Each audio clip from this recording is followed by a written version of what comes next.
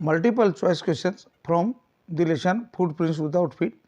पहला है what is Griffin.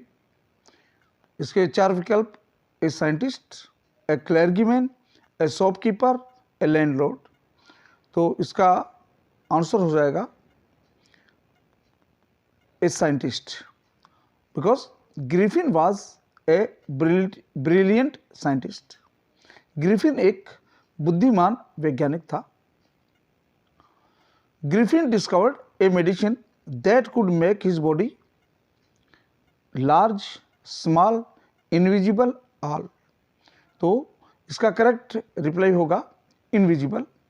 Griffin discovered a medicine that could make a human body invisible, यानी ये दवाई मानवीय शरीर को अदृश्य बना सकती थी।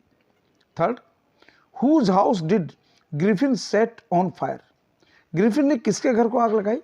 Griffin set on fire his landlord's house. तो इसका पहला आंसर होगा द लैंडलॉर्ड। दूसरा विकल्प है द क्लर्जीमैन, तीसरा है मिसेस हॉल और चौथा द शॉपकीपर। तो इसका रिप्लाई हो जाएगा the landlord. Next, Griffin swallowed certain red drugs and his body became as a sheet of glass, shining, thin, transparent, thick. As transparent as a sheet of glass, यानी उतनी ही पारदर्शी जितने एक शीशा। What type of man was Griffin? Griffin कैसा व्यक्ति था? A brilliant scientist, a lawless person, both A and B, none of the above. तो ग्रिफिन दोनों ही थे। Although he was a brilliant scientist, yet he was a lawless person. तो इसका C reply हो जाएगा। Who were following the muddy footprints. कीचड़ युक्त पद चिन्हों का पीछा कौन कर रहे थे? The landlord, two girls, mister and missus Hall और टू बॉयज। तो ये शुरुआत में है। The two boys were following the muddy imprints of anybody. Next, Griffin left his muddy footprints on the steps of a house in the middle of. चार विकल्प हैं, London, Paris, Moscow या आइपिंग। आइपिंग तो गांव का नाम है, पर वहाँ शुरुआत में वो कहाँ पर था? लंदन में ही था। तो इसका पहला ही रिप्लाई सही हो जाएगा, A London.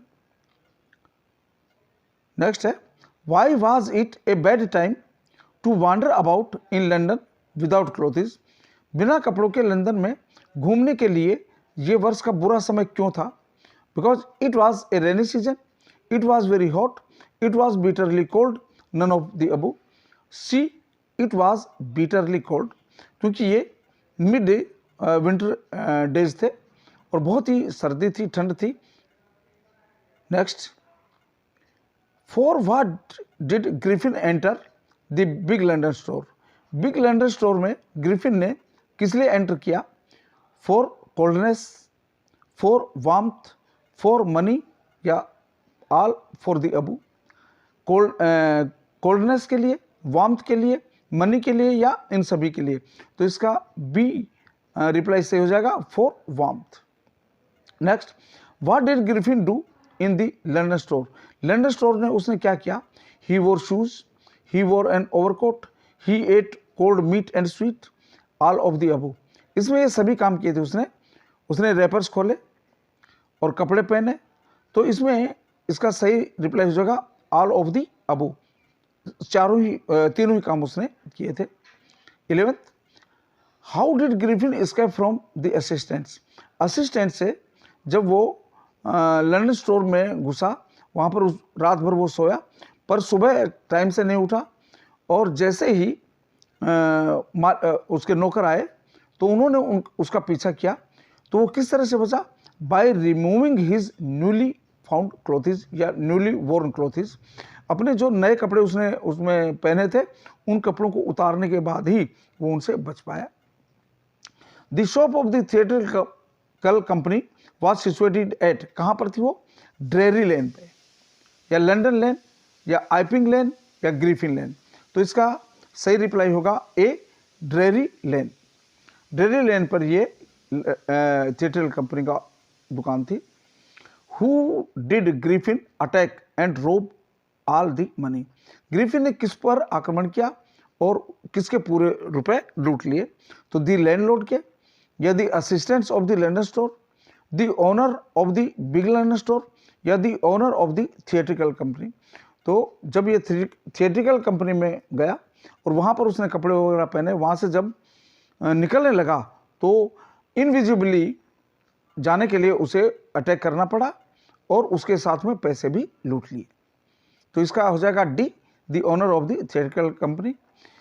4th, according to Mrs Hall what type of a scientist was her guest? तो उसने क्या बताया? He was an eccentric scientist, सनकी। तो इसका C, eccentric. 15, after making a theft in the shop of a theatrical company, where did he decided to go? Theatrical company में चोरी करने के बाद उसने कहाँ पर जाने का निश्चय किया? Iping village, Oxford city, Paris या लंदन? इसमें हो जाएगा A, Iping village. 16, who is the author of the story footprints without feet? H.G. Wells, James Herriot, John Keats और W.B. ईट्स? तो इसमें भी पहला आंसर सही हो जाएगा A, H.G. Wells. James Herriot surgery, triumph of surgery नामक lesson के राइटर हैं। जॉन कीट्स और W.B. ईट्स ये दोनों ही पोइट्स हैं और इनकी ऐसी भी कोई पोइम इसमें नहीं है जिसके ये पोइट हों। नेक्स्ट हमारा होगा the two boys stared in surprise at the fresh muddy imprints of a pair of क्या? बेयर फीट या shoes, tyres, none of this? तो क्या थे? बेयर फीट, नंगे पैरों के निशान थे। तो दोनों बच्चे किसको देख रहे थे? Bare feet, a pair of bare feet. Next है what did Griffin do to take revenge? बदला लेने के लिए ग्रिफिन ने क्या किया? बर्न्ड हिमसेल्फ, अपने आप को आग लगा ली। बर्न्ड द लैंडलॉर्ड, लैंडलॉर्ड को आग लगा दी। बर्न्ड द हाउस, घर को आग लगा दी। या did nothing to take revenge, या बदला लेने के लिए उसने कुछ भी नहीं किया। तो उसने क्या किया? To take revenge he set fire on his landlord's house, यानी उसने अपने लैंडलॉर्ड के घर को जला दिया। तो इसका सही मीनिंग, सही रिप्लाई क्या होगा? C, burned the house. What was an unusual event at an inn in winter? Winter में एक सराय में जो असामान्य घटना थी वो क्या थी? A guest at the inn during winter, या a guest at inn during summers, a guest at inn during spring, और नथिंग वाज अनयूजुअल देयर? इन चारों में से कौन सा सही होगा? ए, क्योंकि उसे इन में सर्दियों के मौसम में एक मेहमान का आना एक अनयूजुअल इवेंट था।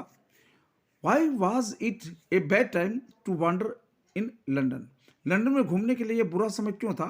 बिकॉज इट वॉज मिड विंटर, क्योंकि ये सर्दियों के दिन थे। ही वॉज विदाउट क्लोथिस, वह बिना कपड़ों के था।